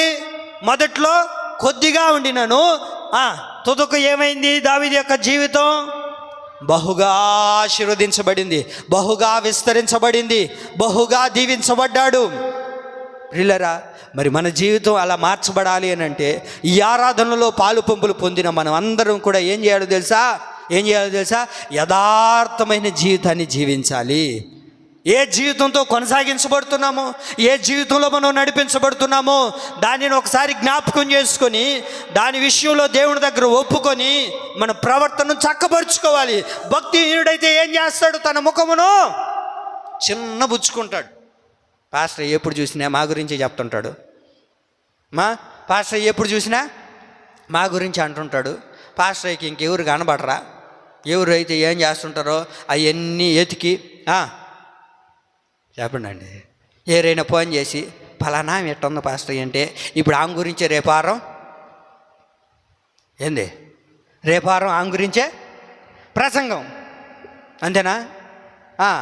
ఫలానా ఆయన గురించి ఎవరేం చెప్తే ఆయన గురించి ఇంకా ప్రసంగం, అంతేనా? మనకు అట్ట అనిపిస్తుంటుంది. అంటే ఇప్పుడు మనం ఏదైనా తప్పు చేస్తుంటే ఆ తప్పుని గురించి మనం చెప్పేటప్పుడు ఏమనిపిస్తుంది? మన గురించి అనిపించినప్పుడు దాన్ని ఏం చేస్తుంది? ఇలా విడిచిపెట్టాలి. భక్తిహీనుడు ఏం చేస్తాడు? భక్తిహీనుడు తన ముఖమును చిన్నబుచ్చుకుంటాడు. అరే నా గురించే కదా దేవుడు చెప్పింది, నేనే కదా బుధవారం రాంది, నేనే కదా శనివారం రాంది, నేనే కదా పరిచర్య చేయింది, నేనే కదా ఇలాంటి తప్పు చేస్తుండేది అని ఒప్పుకొని ఏం చేయాలా? విడిచిపెట్టాలా. యథార్థవంతుడైతే ఏం చేస్తాడు? దాన్ని చక్కపరుచుకొని రాగలుగుతాడు. అదే భక్తిహీనుడైతే ముఖము చెప్పండి అండి, మీరు చెప్పట్లేదే, మీరు చేయట్లేదు ఆ పని, మీరు చేయరు, మీరు మంచోళ్ళు, దేవుడు మిమ్మల్ని దీవించును గాక. మీరు ఎందుకు చేస్తారు చెప్పండి? భక్తిహీనులాగా చేయరుగా, మీరు మంచోళ్ళు. నేనేమంటున్నాను చెప్పండి? భక్తిహీనుడైతే ఏం చేస్తాడు? తన ముఖమును ముడుచుకుంటాడా, మార్చుకుంటాడా, ఎండబెట్టుకుంటాడా? అన్నీ చేస్తారు. పాస్టర్తో కూడా మాట్లాడు. ఇంకా యథార్థవంతుడైతే ఏం చేస్తాడా? చక్క పెట్టుకొని బుధవారం ప్రార్థనకు రాకపోతే వస్తాడు. యథార్థవంతుడైతే ప్రతి ప్రార్థనలో పాలు పొందుతాడు. యథార్థవంతుడైతే తన తప్పు తాను తెలుసుకొని, నిజమే కదా నేను పరిచర్య చేయట్లేదు, అవును నిజమే నేను చేయలేదు, ఇప్పుడు నేనేం చేయాలి? ఇంకా అది నిజమే, నేను రావట్లేదు ప్రార్థనలకి, వెనకబడిపోతున్నాను, ఎందుకో భక్తిలో వెనకే పడిపోతున్నాను, ఇంకా నేను సరి చేసుకొని ముందుకు రావాలి. యథార్థవంతుడైతే అది చేస్తాడు. భక్తిహీనుడైతే ముఖం ముడుచుకొని వందనాలు కూడా చెప్పకుండా ఇంట్లోకి పోతాడు. హల్లెలూయా. ఇంకా మనం ఏం చేయలేము దానికి. అప్పుడు మనం ఏం చేయాలా? అలా చేశాడు అని అంటే దానికి కారణం ఏంటి? ముందేముంది? భక్తిహీనతలో ఉన్నవాడికి నువ్వు ఎన్ని చెప్పినా వ్యర్థమే, వాడు అలాగే ప్రవర్తిస్తాడు. కానీ దావీదు ఏం చేశాడు తెలుసా? తన యథార్థతను పొందుకోవడానికి తన జీవితాన్ని, తన ప్రవర్తనను సరి చేసుకుని చక్కపరుచుకున్నాడు కనుకనే తన సింహాసనాన్ని దేవుడు స్థిరపరచడం ప్రారంభించాడు. ఆమేన్. బైబిల్లో రాజులు ఉన్నారు కదా, బైబిల్లో ఎందరో రాజులు ఉన్నారు. ఆ రాజులందరి జీవితాలు చూడండి. ఇప్పుడు కాదు, మీరు బైబిల్ చదువుకునేటప్పుడు ఎప్పుడైనా రాసుకొని చూడండి. ఇప్పుడే ఆ పరీక్ష కాదు అది, మీరు ఎప్పుడైనా చదువుకునేటప్పుడు గమనించండి, అక్కడక్కడ మీకు కనబడతాయి. ప్రతి రాజుల దగ్గర వారి జీవితాలు ముగించేటప్పుడు కానీ, వాళ్ళకి ఏదైనా ఇబ్బంది కలిగేటప్పుడు కానీ, లేకపోతే వారి సింహాసనాలు పడిపోయేటప్పుడు కానీ, ప్రతి రాజుల దగ్గర ఏమని ఉంటుందంటే దావీదు వలె వారు ప్రవర్తించలేదు అని ఉంటుంది. దావీదు వలె వారు ప్రవర్తించలేదు, దావీదు వలె యథార్థంగా నడుచుకోలేదు, దావీదు వలె కొందరు గురించి దావీదు వలె వారు యథార్థంగా ప్రవర్తించారు, దావీదు వలె యథార్థంగా జీవించారు, దావీదు వలె వారి జీవితాన్ని ముగించారంటే కొన్ని దగ్గర రాయబడి ఉంటాయి రాజుల దగ్గర. ఎంత అద్భుతమో! దేవుడు తీసుకొని వచ్చిన దగ్గర, రాజుల దగ్గర, అందరి దగ్గర దావీదుని గురించే ప్రస్తావిస్తాడు దేవుడు. ఎందుకనంటే దావీదు అలా ఇతరులకి యథార్థమైన జీవితాన్ని ఎలా జీవించాలో చూపించాడు. ఆయన తప్పు చేశాడు కాదనలేదు, అది నీకు కనబడుతుంది. కానీ దేవుడు ఏం చేశాడు? దాన్ని తుడిచాడు. కారణం ఏంటంటే తను ఒప్పుకున్నాడు. మనం ఒప్పుకోగలుగుతున్నామా? దాన్ని సరి చేసుకోగలుగుతున్నామా? రాజుల మొదటి గ్రంథం 3వ అధ్యాయం 6వ వాక్యంలో, రాజుల మొదటి గ్రంథం 3వ అధ్యాయము 6వ వాక్యంలో, రాజుల మొదటి గ్రంథం 3వ అధ్యాయము 6వ వాక్యంలో సొలొమోను ఇలాగూ మనవి చేసిన. ఇప్పుడు సొలొమోను ఒక ప్రార్థన చేస్తున్నాడు దేవుడి దగ్గర. నీ దాసుడైన నా తండ్రినైనా దావీదు నీ దృష్టికి అనుకూలముగా సత్యమును నీతిని అనుసరించి యథార్థమైన మనస్సు గలవాడై ఎలా ఉన్నాడు దావీదు? అది అయ్యా, నా తండ్రి ఉన్నాడే, నా తండ్రి నీ ఎదుట ఎంతటి యథార్థవంతుడిగా ఉన్నాడో, నువ్వు అతని యందు ఎలా కటాక్షించావో, తన దినముల్లో అతని సింహాసనం మీద అతన్ని ఎలాగైతే కూర్చొని పెట్టావో నన్ను కూడా అలాగ కూర్చొని పెట్టు అని సొలొమోను దేవుని దగ్గర దావీదు గురించి ప్రస్తావించి మాట్లాడుతూ ఉన్నాడు. అయ్యా, దావీదు రాజు ఎంత యథార్థంగా బ్రతికాడయ్యా. సంఘానికి వచ్చిన నీ గురించి చెప్పాలి ఇతరులు. అయ్యా ప్రభువా, నేను అంటాను, దావీదు గురించి కుమారుడు ఎలాగైతే మనవి చేసి దేవుడి దగ్గర ప్రార్థన చేస్తున్నాడో, మన బిడ్డలు ఏం చేయాలి తెలుసా? ప్రభువా, ఇదిగో మా అమ్మలాగా యథార్థంగా నేను బ్రతకాలయ్యా, మా నాన్నలాగా నేను యథార్థంగా బ్రతకాలి ప్రభువా, అలాంటి యథార్థమైన జీవితాన్ని నాకు ఇవ్వు ప్రభువా, నా తల్లిదండ్రులు ఎంత యథార్థవంతులో ఈ గ్రామంలో వారందరూ చూశారు ప్రభువా. అంతటి యథార్థవంతుడిగా నా జీవితాన్ని ముగించేసరికి ముగింపులాగా నేను అలా బ్రతకాలయ్యా, అంతటి యథార్థతను నాకు దయచేయి ప్రభువా అని అడగాలంటే మనం ఏం చేయాలా? యథార్థంగా బ్రతకాలా లేదండి? చెప్పండి అండి, ఉండాలా లేదా? రాజుల మొదటి గ్రంథం 9:4 కూడా చూడండి. 9వ అధ్యాయము 4వ వాక్యంలో, 9వ అధ్యాయం 4వ వాక్యం, రాజుల మొదటి గ్రంథం 9వ అధ్యాయము 4వ వాక్యంలో కూడా చూడండి. అక్కడ నీ తండ్రి అయిన దావీదు నడిచినట్లు నీవును యథార్థుడవై నీతిని బట్టి నడుచుకొని నేను నీకు సెలవిచ్చిన దాని అంతటి ప్రకారము చేసి నా కట్టడలను విధులను అనుసరించిన ఎడలా నీకు ప్రతిదీ నేను అనుగ్రహిస్తాను, నీ సింహాసనాన్ని స్థిరపరుస్తాను, అది చిరకాలం ఉంటుంది. ఎప్పుడు అని అంటే నువ్వు యథార్థంగా బ్రతికితే. అయ్యా, నువ్వు యథార్థంగా బ్రతికితే నీ తండ్రి ఎలాగైతే తన సింహాసనాన్ని స్థిరపరిచానో నీ జీవితంలో కూడా నేను చేస్తాను. అలా ప్రభు చేయాలి అని అంటే మనం ఏం చేయాలంట? యథార్థంగా బ్రతకాలి. అతను ఏం చేయాలంట? దేవుడే పలుకుతున్నాడు, దావీదు ఎలాగైతే యథార్థంగా బ్రతికాడో నువ్వు కూడా యథార్థంగా బ్రతుకు. నీకు కావాల్సింది నేను ఇస్తాను. నీ తండ్రికి ఇచ్చిన వాడిని నీకు ఇవ్వకుండా పోతానా? నీ సింహాసనాన్ని స్థిరపరచాలన్నా, నీవు చిరకాలము జీవించాలి అన్న మన జీవితంలో కూడా మనం ఏం చేయాలో తెలుసా? యథార్థంగా మనము బ్రతకాలి. దావీదు యథార్థంగా బ్రతికాడు, తన కుమారుడు కూడా యథార్థంగా బ్రతకాలని దేవుడు కోరుకుంటున్నాడు. దావీదు గురించి ఇప్పుడు దేవుడు కూడా పలికాడు. మొదటిగా కుమారుడు చెప్తున్నాడు దేవునితో, రెండోదిగా దేవుడు కూడా అంటారు, దావీదు నా యందు యథార్థపరుడుగా ఉన్నాడు. నువ్వు కూడా అలాగే యథార్థపరుడుగా ఉండు. అలాగే బైబిల్లో ఒక రాజుగారు ఉన్నారండి. రాజుగారి దగ్గరికి దావీదు వెళ్ళి తన దగ్గర ఉన్నప్పుడు అతను, అయ్యా దావీదు మనకు అక్కర్లేదు, దావీదుని పంపించేద్దాము అని అంటే తన మనసుకు కొంచెం బాధ అనిపించినప్పటికీ సరే, ప్రజలు ఎలాగైతే చెప్పారో, సైనికులు ఎలాగైతే చెప్పారో అలాగే చేద్దాంలే, వారిని ఒప్పించడం ఎందుకు అని చెప్పి ఇప్పుడు దావీదును పంపించేటప్పుడు ఆ రాజుగారు పలికిన ఒక మాట ఉందండి. ఆ మాట చదవండి. మొదటి సమూయేలు 29వ అధ్యాయము 6వ వాక్యంలో అక్కడ ఒక రాజు కనబడతారు. ఆయన పేరు అకీషు అనే రాజు దావీదు గారి గురించి మాట్లాడిన మాట ఏంటంటే, యెహోవా జీవము తోడు. చూడండి, అక్కడ అకీషు దావీదుని పిలిచి, యెహోవా జీవము తోడు, నీవు నిజముగా యథార్థపరుడువై ఉన్నావు. ఎలా ఉన్నాడంట? యథార్థపరుడువై ఉన్నావు. సంఘానికి వచ్చే మనం అందరం కూడా ఎలా ఉండాలి చెప్పండి అండి? ఎలా ఉండాలా? యథార్థపరుడులుగా ఉండాలి, యథార్థవంతులుగా ఉండాలి. అది ఎవరు చెప్పాలి?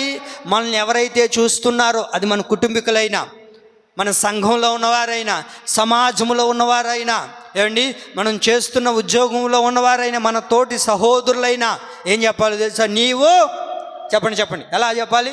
నీవు చెప్పండి. నేను చెప్పండి అండి, గట్టిగా చెప్పండి ఒకసారి. నేను యథార్థవంతుణ్ణి. ఆమేన్. దేవుడు చేస్తాడు ఖచ్చితంగా. ఏమండి, దావీదుని చూసినప్పుడు రాజు అంటారు, అయ్యా దావీదు నువ్వెవరో తెలుసా? యథార్థవంతుడివి. ఎవరంట? యథార్థవంతుడివి. నువ్వు యథార్థంగా బ్రతికిన వాడివయ్యా. నా ఎదుట నువ్వేమీ చేయలేదు. నిజంగా చెప్తున్నాను, నువ్వు యథార్థవంతుడివి. మరి మన గురించి ఇతరులు చెప్పగలుగుతున్నారా? ఇక్కడ చూడండి, ఎవరు చెప్పారు? 3 విషయాలు ఇక్కడ దావీదు గురించి. ఒకటి, తన కుటుంబీకులు చెప్పారు. తన కొడుకు చెప్తున్నాడు దావీదు గురించి, దావీదు ఎవరు? నా తండ్రి యథార్థవంతుడయ్యా అని. మన కుటుంబంలో ఉన్నవారు చెప్పాలి ఏమని? మనం యథార్థవంతులు అని. అలాగే రెండోదిగా మనల్ని చూస్తున్న సమాజం చెప్పాలి. ఇదిగో పలాని వ్యక్తి, పలానా అక్క, పలానా అన్న, పలాని కుటుంబం యథార్థవంతులు అని చెప్పాలి. మూడోదిగా దేవుడే చెప్పాలి నీ గురించి ఓ మంచి సాక్ష్యం, నువ్వు యథార్థవంతుడివి, యథార్థపరురాలివి. మరి మన గురించి చెప్తున్నారా? నీ యథార్థత ఎంతవరకు నిలబడి ఉంది? నువ్వు ఎంతవరకు యథార్థంగా ఉన్నావు? రాజుల మొదటి గ్రంథం 11వ అధ్యాయంలో ఇక్కడ సొలొమోను మహారాజును చూడగలుగుతాం. సొలొమోను గురించి దేవుడు చెప్పింది ఏంటో తెలుసా? సొలొమోన్, నేను నీకు ప్రారంభంలో చెప్పా, నీ తండ్రి ఎంతటి యథార్థంగా జీవించాడో నువ్వు అలా యథార్థంగా జీవిస్తే నీ సింహాసనాన్ని స్థిరపరుస్తాను, నీకు కావాల్సినవన్నీ ఇస్తానని నేను చెప్పాను. కానీ నువ్వు ఇప్పుడు ఏం చేసావు? నీ యథార్థతను విడిచిపెట్టావు, నీకు ఇష్టానుసారంగా బ్రతికావు, చేయకూడని పనులన్నీ చేసావు. కాబట్టి నువ్వు యథార్థతను విడిచావు గనుక దేవుడు ఏం చేశాడు? తన కృపను తీసివేసాడండి. తన కృపను దేవుడు దూరపరిచాడు. ఎప్పుడైతే మనం యథార్థంగా ఉండమో, ఒకటి గుర్తుపెట్టుకోండి, ఎప్పుడైతే మనం యథార్థంగా ఉండమో అప్పుడే లేనిపోని సమస్యలన్నీ మన దైనందిన జీవితాల్లో వస్తాయి. మన జీవితంలోనికి లేనిపోని సమస్యలన్నీ రావడానికి కారణం ఏంటి? యథార్థత లేదు. యథార్థం ఉన్నంతసేపు నిన్ను కొట్టేవాడే ఉండడండి. నువ్వు ఎప్పుడైతే యథార్థతను పోగొట్టుకుంటావో అండి, ప్రతిదీ మన దగ్గర నుంచి దూరం అయిపోతాయి. సొలొమోను ఎప్పుడైతే తన యథార్థతను విడిచాడో అన్నిటినీ పోగొట్టుకున్నాడు, అన్నిటినీ దూరం చేసుకున్నాడు.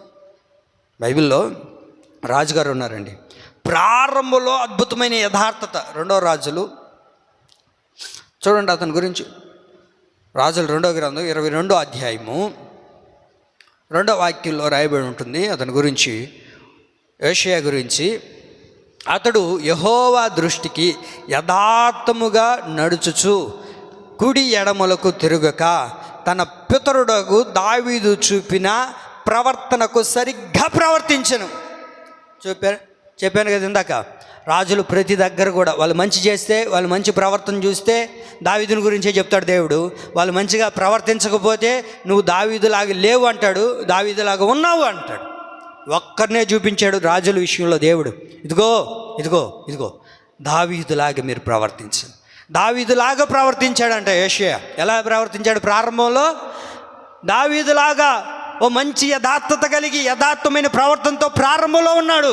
కానీ చివరకు వచ్చేసరికి తన యథార్థతను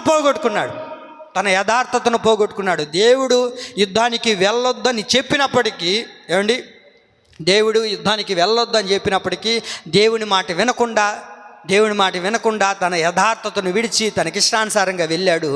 అక్కడే తన ప్రాణాన్ని పోగొట్టుకున్నాడు. ఎందుకు పోగొట్టుకున్నాడు అని అంటే యథార్థతను వదిలేశాడు. యథార్థమైన జీవితం లేదు. మన దైనందిన జీవితాల్లో ప్రారంభంలోనేమో యథార్థత ఉంది, అది 2 రోజులు గడిచిన తర్వాత, 4 రోజులు గడిచిన తర్వాత ఎటు పోతుందో యథార్థత. అసలు చూద్దామంటే కూడా కనబడట్లేదు. నిజాయితీ కలిగిన జీవితం లేకుండా పోతుంది ప్రజల్లో. మోసాలు, ఎక్కడ చూసినా లేనిపోనివి జరుగుతూ ఉన్నాయి. ఎక్కడ చూసినా మోసాలు. నిజాయితీ ఎవరిలో ఉంది చెప్పండి? ఎక్కడైనా నిజాయితీ కనబడుతుందా? చెప్పండి అండి. నిజాయితీ అనేది కనుమరుగైపోయింది. అందుకనే ఎక్కడుంది చెప్పండి నిజాయితీకరమైన జీవితాన్ని ఎవరూ చేయలేకపోతున్నారండి. ఎక్కడ చూసినా అన్నీ ఫేక్ అయిపోయింది, అన్నీ అబద్ధం అయిపోయింది. యథార్థత లేదు, యథార్థంగా మనుషులు బ్రతకట్లేదు. దేవుని రాకడ సమీపంగా ఉంది. ఆ రాకడలో మనం ఎత్తబడాలి అని అంటే, ఆయన ముఖ దర్శనం చేయాలి అని అంటే మనం ఏం చేయాలా? యథార్థంగా ఉన్నప్పుడే దేవుడు మన మీద శ్రద్ధ నిలుపుతాడు. మన నీతికి, మన యథార్థకు తగినట్లుగా మన కుటుంబాలని వర్ధిల్లింపజేస్తాడు. అదే రీతిగా మన స్థితి మొదట కొద్దిగా ఉండినను చివరికి దాన్ని ఏం చేస్తాడు? మహా అభివృద్ధిని కలుగజేస్తాడు. ఆమేన్. ఒకటి ఏం చేస్తాడు? ఆయన మన మీద శ్రద్ధ నిలుపుతాడు. రెండోది ఏం చేస్తాడు అని అంటే మనల్ని బలపరుస్తాడు. ఆయన ఏం చేస్తాడు? ఆయన అది దినవృత్తాంతంలో 2వ గ్రంథం. యథార్థంగా జీవిస్తే, యథార్థంగా ఉంటే మనకు కలిగేది ఏంటంటే, రెండవదిగా ఆయన మనల్ని బలపరుస్తాడు. దినవృత్తాంతంలో 2వ గ్రంథం 16వ అధ్యాయము 9వ వాక్యం. 16వ అధ్యాయం 9వ వాక్యం. తన ఎడల యథార్థము గలవారిని బలపరుచుటకై యెహోవా కనుదృష్టి లోకమంతటా సంచరించుచున్నది. ఏం చేస్తుందంట? లోకమంతా ఆయన చూస్తూ ఉన్నాడంట. ఎందుకని? తన ఎడల యథార్థ హృదయము గల వారిని బలపరచడానికి యెహోవా కనుదృష్టి లోకమంతా సంచరిస్తుంది. లోకమంతా ఎదుగుతున్నాడు దేవుడు, ఎవరైనా యథార్థవంతులు ఉన్నారేమో అని. ఏమండి, మన సంఘానికి దేవుడు వచ్చినప్పుడు, మన సంఘంలో దేవుడు చూసినప్పుడు, లేకపోతే నీ కుటుంబాన్ని చూసినప్పుడు, లేకపోతే నీ వ్యక్తిగతమైన జీవితాన్ని దేవుడు చూసినప్పుడు, దేవుని దగ్గర మనం యథార్థంగా ఉండగలుగుతున్నామా? చదువుదామా? వాక్యం చదువుదామా ఒకసారి. దినవృత్తాంతం 2వ గ్రంథం 16:9 తన ఎడల యథార్థ హృదయము గలవారిని బలపరుచుటకై యెహోవా కనుదృష్టి లోకమంతటా సంచారము చేయుచున్నది. ఈ విషయమందు నీవు మతి తప్పి ప్రవర్తించితివి గనుక ఇది మొదలుకొని నీకు యుద్ధములే కలుగును. ఎందుకని మనం చూస్తున్నాం, యుద్ధాలు జరుగుతున్నాయి, లేనిపోని ఏమండి రోగాలు ఎదురవుతున్నాయి, లేనిపోని సమస్యలు చూస్తున్నాము, యాక్సిడెంట్లు ఎన్ని చూస్తున్నాము. యాక్సిడెంట్లు జరుగుతున్నాయి లేదా? యాక్సిడెంట్లు ఎందుకు జరుగుతున్నాయి? ఎక్కడ కూడా ఆ యథార్థత లేదు. ఎట్లా అంటే చూడండి, ఆ బస్సు కాలిపోయిన తర్వాత అప్పుడు గుర్తొస్తుంది మన వాళ్ళకి.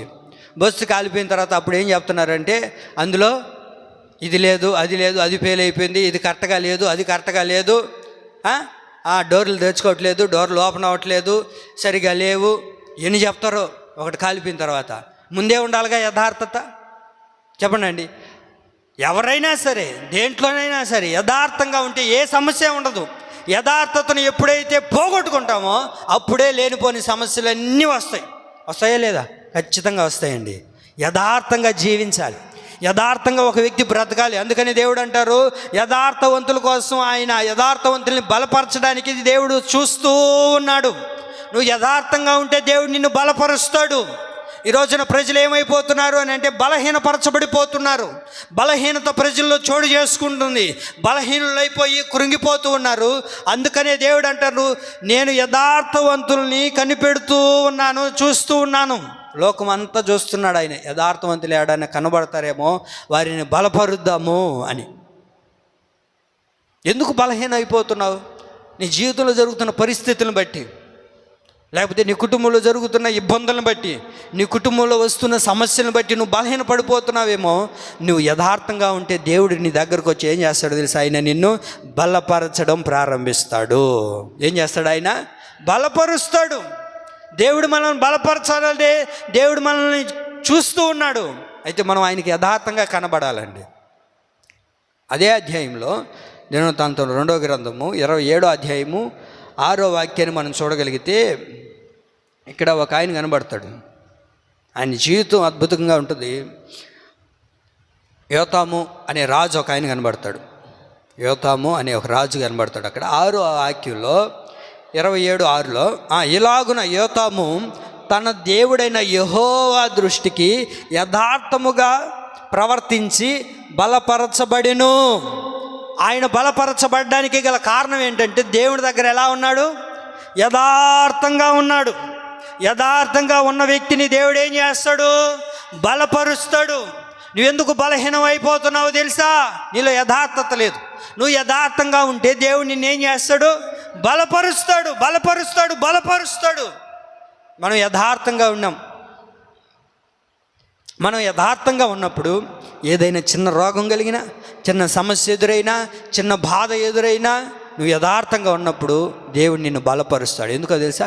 నువ్వేం దిగులు చెందొద్దు, నువ్వు ఏం భయపడొద్దు, నేను నిన్ను బలపరుస్తాను.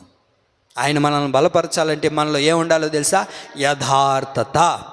యథార్థమైన జీవితాన్ని మనం జీవించగలిగితే, యథార్థంగా మనం ప్రవర్తించగలిగితే, యథార్థంగా మన జీవితాన్ని కట్టుకోగలిగితే, దేవుడు మన దైనందిన జీవితాల్లో దేవుడు మనల్ని బలపరుస్తాడు, మన కుటుంబాలని బలపరుస్తాడు. వ్యక్తిగతంగా మనల్ని కూడా ప్రభువు బలపరచడం ప్రారంభిస్తాడు. ఇంకొక మాట చెప్పి నేను ముగిస్తాను చూడండి.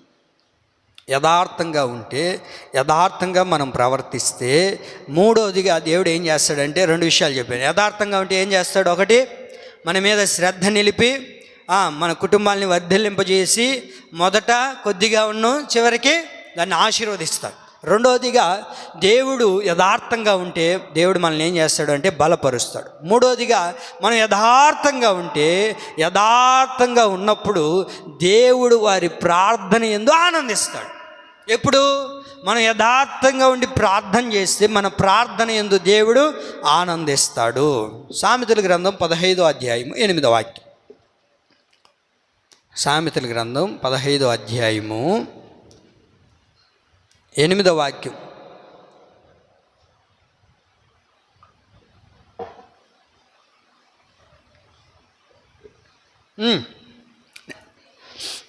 చూడండి అక్కడ, భక్తిహీనులు అర్పించు బలులు యెహోవాకు హేయములు, యథార్థవంతుల ప్రార్థన ఆయనకు ఆనందకరము. యథార్థవంతులు ప్రార్థన చేస్తే ఆ ప్రార్థన దేవుడికి ఎలా ఉంది? ఆనందకరంగా ఉంది. ఎవరు ప్రార్థన చేస్తే దేవుడు ఆనందిస్తాడు అని అంటే, ఎవరైతే యథార్థవంతులుగా ఉంటారో వారు చేసే ప్రార్థన దేవుడికి ఎలా ఉంటుంది? ఆనందకరంగా ఉంటుంది. మనం యథార్థంగా లేకుండా, యథార్థంగా బ్రతకకుండా, యథార్థంగా జీవించకుండా మనం ఏం ప్రార్థన చేసినా అది దేవునికి సంతోషకరంగా ఉండదండి. ఉంటుందా? ఇప్పుడు నేను ఒక విషయం చెప్తా చూడండి. నువ్వు యథార్థంగా బ్రతకకుండా, యథార్థంగా జీవించకుండా మన తల్లిదండ్రుల దగ్గరికి కుమారుడు వచ్చి, అమ్మా నాకు అది కావాలి, నాన్న నాకు ఇది కావాలి. వాడు రకరకాల పరిస్థితుల్లో ఉన్నాడు, రకరకాలుగా జీవిస్తున్నాడు, నీకు ఇష్టానుసారంగా లేడు. ఆ బిడ్డ నీ దగ్గరకు వచ్చి నాకు ఇది కావాలి, నాకు అది కావాలని ఏదైనా విషయాలు చెప్తూ ఉంటే అది నీకు ఆనందాన్ని ఇస్తుందా? చెప్పండి అండి. బాధనే కలగజేస్తుంటుంది. ఎందుకని? వాడు ఏది నీకు చెప్తూ ఉన్నా సరే, ఏమండి, ఏది నీతో మాట్లాడుతూ ఉన్నా అది నీకు బాధకరంగానే ఉంటుంది. ఎందుకంటే వాడిలో యథార్థత లేదు. ఏమండి, ఇప్పుడు ఒక 100 రూపాయలు అడిగాడు, లేకపోతే ఒక 200 అడిగాడు, నీకేమనిపిస్తుంది? వీడికి కానీ ఇప్పుడు ఇస్తే వీడేం చేస్తాడు? పోయి తాగేసి వస్తాడు. తాగేసి వచ్చినవాడికి అమ్మకుంటాడా? కాలు చేతులు ఎరగొడతాడు. వీడికి ఇచ్చి ఏం ప్రయోజనం? చెప్పండి అండి. ఇకపోతే ఒక గొడవ, ఇస్తే ఒక గొడవ. యథార్థవంతులు ఏదైనా అడిగితే దేవునికి ఏం కలగజేస్తుంది? ఆనందాన్ని కలగజేస్తుంది. అలాగే తల్లిదండ్రుల దగ్గర కూడా మనం ఏదైనా అడగాలి అని అంటే మనం ఎలా ఉండాలి? యథార్థంగా ఉండాలండి. యథార్థంగా బ్రతికినప్పుడే మన దైనందిన జీవితాల్లో దేవుడు మనకి ఏది కావాలన్నా ప్రభు అనుగ్రహిస్తాడు. యథార్థవంతులు ప్రార్థన ఆయనకు ఆనందకరం. ఆయన సంతోషిస్తాడు. నువ్వు ప్రార్థన చేస్తే ఆయన ఆనందిస్తాడు. ప్రభువా, ఇదిగో నేను ప్రార్థన చేస్తున్నాను. నువ్వు ప్రార్థన చేసేటప్పుడు, నువ్వు దేవునితో మాట్లాడేటప్పుడు, నువ్వు ఏది మాట్లాడినా నువ్వు యథార్థవంతుడు కనుక నీ మాట అయినా, నువ్వు చేసే మనవైనా, నువ్వు చేసే ప్రార్థన అయినా అది సరిగ్గా ఉంటుంది కనుక దానిని బట్టి ప్రభు ఏం చేస్తాడు? ఆనందిస్తాడు, సంతోషపడతాడు. మరి ఎక్కడ మనలో యథార్థత కలిగి ప్రార్థన చేయగలుగుతున్నామా? యథార్థతో బ్రతికి యథార్థంగా జీవిస్తూ దేవుడి దగ్గర మనం ప్రార్థన చేయగలుగుతున్నామా?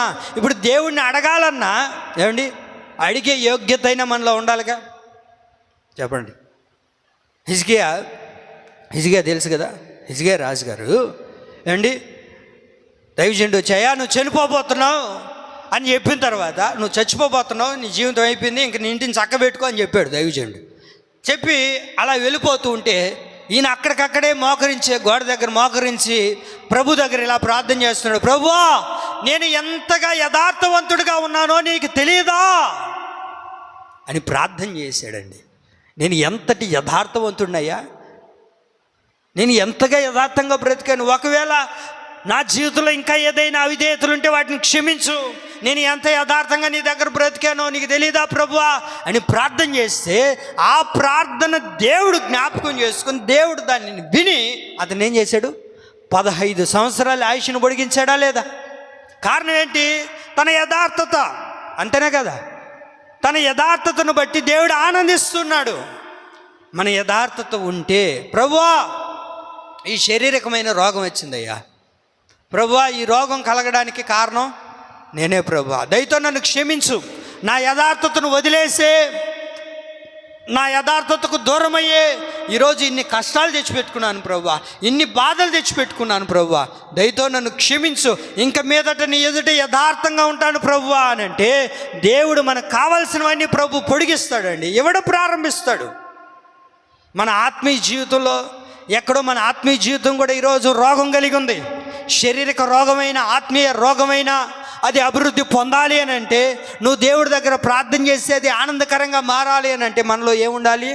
యథార్థత. ఏముండాలి? శరీర రోగమైన ఆత్మీయ రోగమైన బాగుపడాలంటే మనము దేవుని యందు యథార్థంగా ఉండాలి. యథార్థంగా ఉండాలి. యథార్థంగా ఉన్నప్పుడే దేవుడు దాన్ని ఏం చేస్తాడు? పొడిగింపజేస్తాడు, దాన్ని బాగు చేయడం ప్రారంభిస్తాడు. అది ఏ రోగమైనా కానివ్వండి, ఆ రోగాలు బాగుపడాలి అని అంటే నీలో యథార్థత ఉండాలి. మనలో యథార్థత ఉన్నప్పుడు దేవుడు ఏం చేస్తాడు? మనల్ని బాగుపరచడం ప్రారంభిస్తాడు. యథార్థత లేకుండా నువ్వు ఎంత ప్రార్థన చేసినా అది బాగుపడదు. బాగుపడుతుందా? నువ్వు ఉపవాసం ఉండి ప్రార్థన చేయి అమ్మా. నువ్వు ఉపవాసం ఉండి గంటలు గంటలు కడుపు కట్టుకొని నువ్వేమన్నా చెయ్యి, దొలుకులాడు, బొల్లాడు, ఎంటికలు లాక్కో, ఏమన్నా చేసుకో, పొర్రపాటున దేవుడు కార్యం చేయడు. చేస్తాడా? చేయడు. ఎందుకు చేయడు చెప్పున? నీలో యథార్థత లేదు కనుక. నీలో యథార్థత లేకపోతే దేవుడు ఏం చేయడు. యథార్థత ఉన్నప్పుడే దానికి దేవుడు కార్యాన్ని చేయడం ప్రారంభిస్తాడు. దావీదు ఏం చేశాడు? అయ్యా, నా బిడ్డ అనారోగ్యంగా ఉన్నాడు, వాడిని బాగుపరచు అని చెప్పి అన్నం కూడా తినకుండా ప్రార్థన చేశాడు. చేశాడా? ఏడ్చి ప్రార్థన చేస్తున్నాడు. దేవుడు కార్యం చేశాడా? చచ్చాడు. చచ్చిన తర్వాత ఏం చేశాడు? ఆయన మళ్ళీ వెళ్ళి మొహం కడుక్కొని నీట్గా రెడీ అయ్యి భోజనం చేస్తున్నాడు. ఒకప్పుడు ఏం చేశాడు? ఉపవాసం చేశాడు. కారణం ఏంటో తెలుసా? అందులో యథార్థత లేదు. ఆ బిడ్డ ఎవరు? యథార్థంగా పుట్టినవాడా? యథార్థతతో లేనప్పుడు పుట్టిన వ్యక్తి, ఆ వ్యక్తి నుండి ఇస్తాడా దేవుడు? చెప్పండి అండి. మనలో యథార్థత లేకుండా నువ్వు ఎంత ప్రార్థన చేసినా అది ఉండదమ్మా. నువ్వు ప్రార్థన చేస్తున్నావు అని అంటే ఆ ప్రార్థనకు తగిన యథార్థత మనలో ఉండాలి. నువ్వు ప్రార్థన చేస్తే దేవుడు ఆనందించాలి. నువ్వు ప్రార్థన చేస్తే ఇది సరైనదిగా ఉండాలి దేవుడి దగ్గర. అలా ఉండాలి అని అంటే మనం ఏం చేయాలా? యథార్థంగా బ్రతికి దేవుడి దగ్గర ప్రార్థన చేస్తే ఆ ప్రార్థన యందు దేవుడు ఆనందిస్తాడండి. అబ్రహాము చూడండి, దేవుడి సన్నిధిలో ప్రార్థన చేస్తున్నాడు. ఏమని ప్రార్థన చేస్తున్నాడు తెలుసా? అయ్యా, సొదొమ పట్టణాన్ని నువ్వు నాశనం చేయొద్దు ప్రభువా, నువ్వు నాశనం చేయొద్దయ్యా అని ప్రార్థన చేస్తున్నాడు. ఆ ప్రార్థనను బట్టి దేవుడు ఆనందిస్తాడు. ఎందుకో? యథార్థంగా అడుగుతున్నాడు. తన కోసం ఏం అడగట్లేదు. ఒకటి తన కోసం కూడా అనుకోవచ్చు. ఎందుకో తెలుసా? అక్కడ ఎవరున్నారు? అది తనకు కావాల్సిన వారు ఉన్నారు. ఏమండి? తన బంధువు ఉన్నాడు, లోతు ఉన్నాడు. అయితే అయ్యా కాల్చొద్దు, అయ్యా కాల్చొద్దు. ప్రార్థన చేశాడా లేదా? దాన్ని బట్టి దేవుడు ఆనందిస్తున్నాడు. మోషే ప్రార్థన చేస్తున్నాడు, ప్రభువా ఇదిగో నువ్వు ఐగుప్తులో నుండి తీసుకొని వచ్చిన ఇశ్రాయేలు ప్రజలు చంపొద్దయ్యా, వారిని విడిచిపెట్టొద్దయ్యా, వారితో నువ్వు ఉండాలి, కావాలంటే నన్ను చంపు అని మనవి చేస్తున్నాడండి. దాన్ని బట్టి దేవుడు, మోషే యొక్క ప్రార్థన బట్టి దేవుడు ఆనందించాడు. దానియేలు చూడండి, దానియేలు ఏం చేస్తున్నాడు? ప్రతిరోజు 3 పూట్ల ఏం చేస్తున్నాడు? ప్రార్థన చేస్తూనే ఉన్నాడు. యథార్థమైన ప్రార్థన వదిలేశాడా? ఈరోజు ఏం చేస్తాంలే అని అనుకున్నాడా? ఎన్ని సమస్యలు వచ్చినా, ఎన్ని కష్టాలు వచ్చినా, ఎన్ని బాధలు వచ్చినా ఏం చేస్తున్నాడు? ప్రార్థన మానేయలేదు, తన యథార్థతను వదిలేయలేదండి. ప్రార్థన చేస్తూనే ఉన్నాడు కనుకనే దేవుడు తనని అంతకంతకు ఆశీర్వదించడం ప్రారంభించాడు. ప్రియులరా, దానియేలు అలా ప్రార్థన చేశాడు. ప్రతిరోజు ప్రార్థన చేశాడు. సింహాల బోనులో ఉన్న ప్రార్థన చేయడం మానేయలేదే. మరి ఎలా మనం ప్రార్థన చేయగలుగుతున్నాం? మనం ప్రార్థన చేస్తే దేవుడు ఆనందించగలుగుతున్నాడా? దేవుడు నీ దగ్గరకు దిగి రావాలంటే, గుర్తుపెట్టుకోండి, దేవుడు నీ దగ్గరకు దిగి రావాలంటే సింహాల గుహలోకి వెళ్ళే అంత ధైర్యం నీకు కావాలి. అర్థమైందన్నమాట. దేవుడు నాకు ఎక్కడికి రాలేదయ్యా, దేవుడు నా ప్రార్థన వినలేదు. కొంతమంది చెప్తుంటారు, పాస్టర్ దేవుడు నా ప్రార్థన వినలేదు, నా మరణం వినలేదు, దేవుడు నాకు సహాయం చేయలేదు, నా కష్టాలని గట్టెక్కించలేదు అని అంటుంటారు. దేవుడు నీ కష్టాలను గట్టెక్కించాలన్నా, నీ కష్టాన్ని తీర్చాలన్నా, నీ కన్నీరు తుడవాలన్నా సింహాల బోన్లోనికి వెళ్ళేంత ధైర్యం నీలో ఉంటే దేవుడు ఆ సింహాల బోన్లోనికి దిగి వచ్చి రక్షించే అంత ధైర్యం కలిగిన వాడు ఆయన. ఆమేన్. మనం ఏం చేస్తాం? ఆ సింహాల బోన్లు ఆ బయట ఉండేటప్పుడే, అయ్యా ఏసయ్యొద్దు, ఏమి వద్దయ్యా, నీకు ఒక దండం, మేము ఇంటికి పోతాం. చెప్పండి అండి. అదేనా మనం చేసేది? సింహాల బోన్లోనికి వెళ్ళి అంత ధైర్యం నీకుంటే దేవుడు అక్కడికి దిగి వచ్చి దేవుడు నిన్ను రక్షించడం ప్రారంభిస్తాడండి. ఆ ధైర్యం మనకు ఉండాలి, ఆ సాహసం మనం చేయాలి. చేయగలుగుతాం మనమైతే? చెప్పండి అండి. చెయ్యాలి కాదు, చేస్తామా చెయ్యమా? మళ్ళీ క్వశ్చన్ నాకే చెప్తుంటారు, చెయ్యాలా అంటే నాకే చెప్తున్నారా? సింహాల గుహలోకి వెళ్ళే అంత ధైర్యం నీకుంటే దేవుడు స్వయంగా దిగొచ్చి నీ కార్యం చేస్తాడంతే. చేస్తాడా లేదా? అగ్నిగుండంలోకి వెళ్ళాలంతే. వెళ్ళమా? అయ్యమ్మా, ఆ మంట చూస్తుంటేనే నాయన ఇంత పెద్ద వాన, ఇంటికి పోతామా? తడిచిపోతే మొక్కలు అయిపోమా? ఎందుకు రాలేదు టయానికి ప్రార్థనకి? అప్పుడే వాన వచ్చింది కాబట్టి. చిన్న వానికే నువ్వు రాలేకపోతే అంత పెద్ద ఏమండి అగ్నిగుండంలోనికి వాళ్ళు వెళ్ళారా లేదా? వాళ్ళు వెళ్తే చచ్చారా?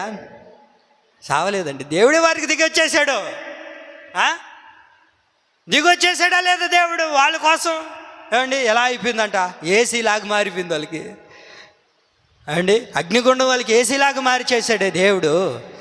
మరి ఆ సాహసం మనం చేయాలి. నువ్వు ముందుకు అడిగివేయి.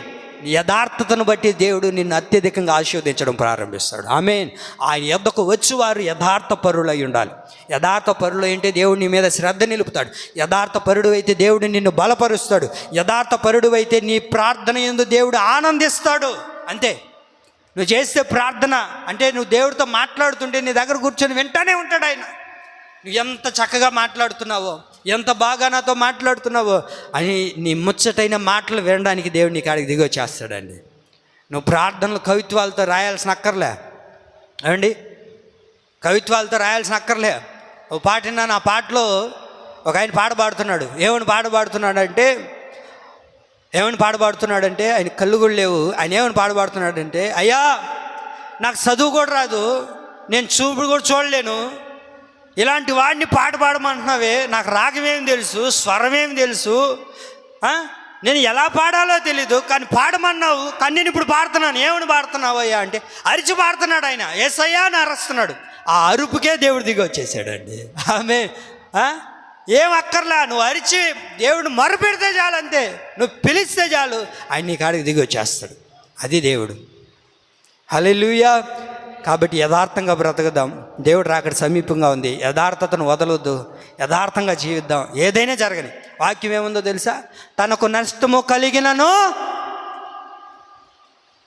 ఇంకొకసారి ఛాన్స్ ఇస్తున్నాం, బాగా చెప్పండి. తనకు నష్టము కలిగినను, వాక్యం చెప్పండి. తనకు నష్టము కలిగినను మాట తప్పుడు. చదవలేదా వాక్యం? 15వ కీర్తనలో ఏమనుంది? తనకు నష్టము కలిగినను మాట తప్పుడు.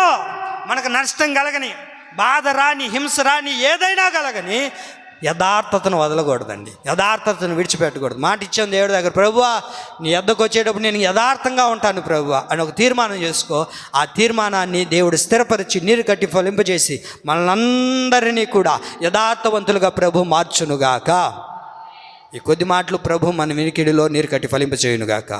ఆమేన్.